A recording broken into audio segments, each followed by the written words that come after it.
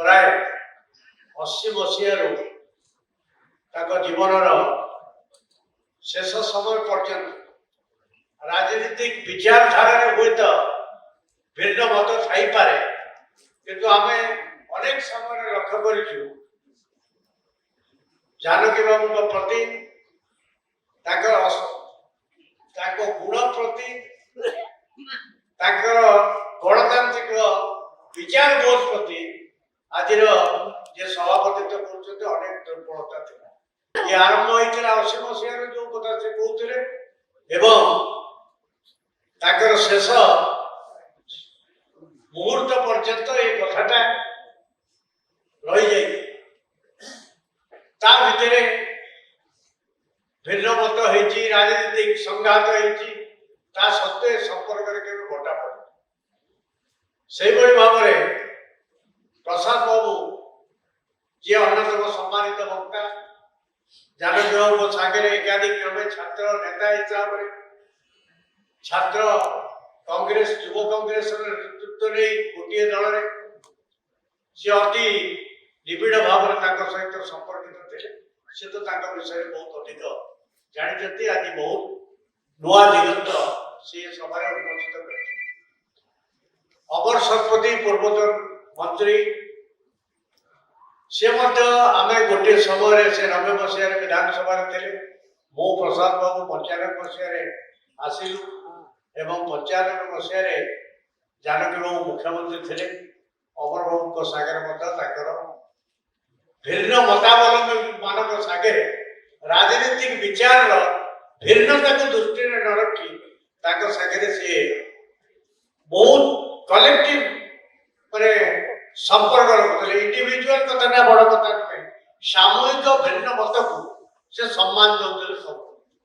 विधानसभा तो देखी आज श्रद्धांजलि सभा ये कथाटा निश्चित भाव में उपस्थापित करी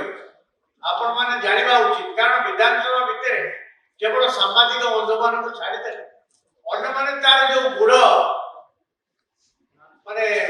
आलोचनार भितरी कथा गुड़ा जानिबा संभवपर नुहे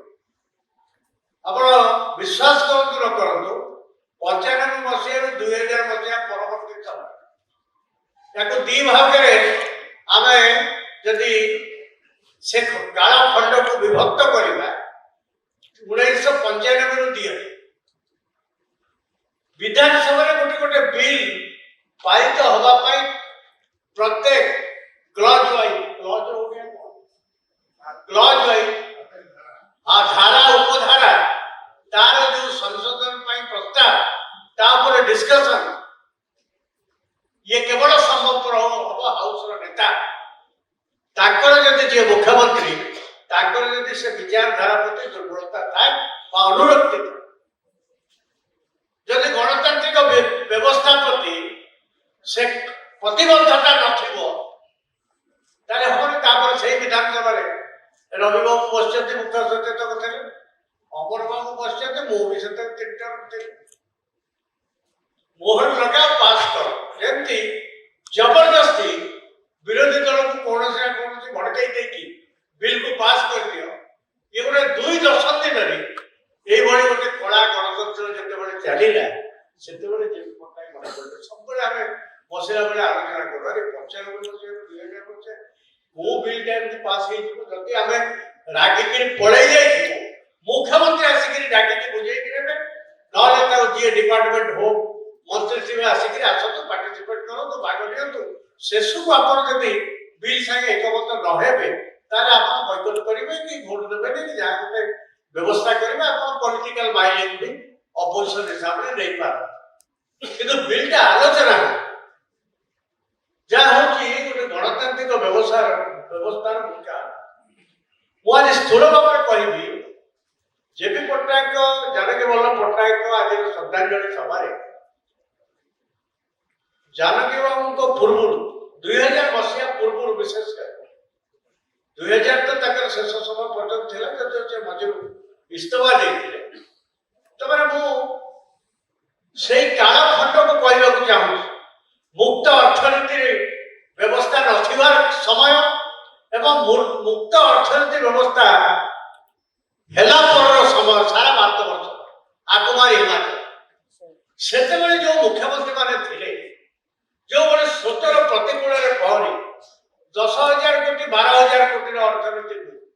संभाळिकी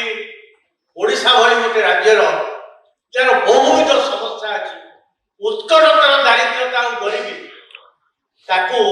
सामना करिवार जो सामर्थ्य राजनैतिक साहस जानकी बाबू सागर से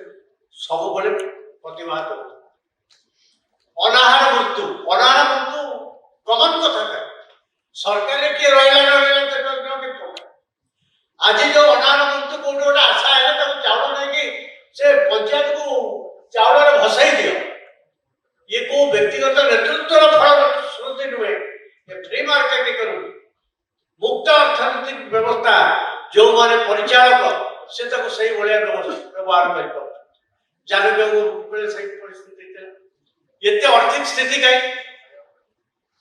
केमती हम ये गोटे विचार विद्वत्ता पांडित्य व्यवस्था को किपर लोक विनियोग कर जापर समय भी धन्यवाद देकी संक्षिप्त कर ये तो पैसा नहीं 10,000 12,000 कोटी टंका आपणकर बजेट प्लान नॉन प्लान केमती चलो किंतु लोक अनाहार बढ़ सरकार निंदित हम कौन सरपंच मान पाखे गोटे ग्यारंटी व्यवस्था तैयारी कराला जड़े बा दी जन डीलर पाखे एक्स्ट्रा किछि चाउल रहिबो जो परिवार से पंचायत अनाहार रहिला ताको सती चाउल दिया ये व्यवस्था को प्रवर्तन से करते आज जब से बड़े गोटे अनाहार जनित परिस्थिति गोटे गाँव हुए सब गाँव को 100 किलो लेखा चाउल देवार सामर्थ जो मैंने राज्य चलाउछन से कर पारे टका वर्षा हो भारत वर्ष सारा जो 2004 पर डेवलपमेंट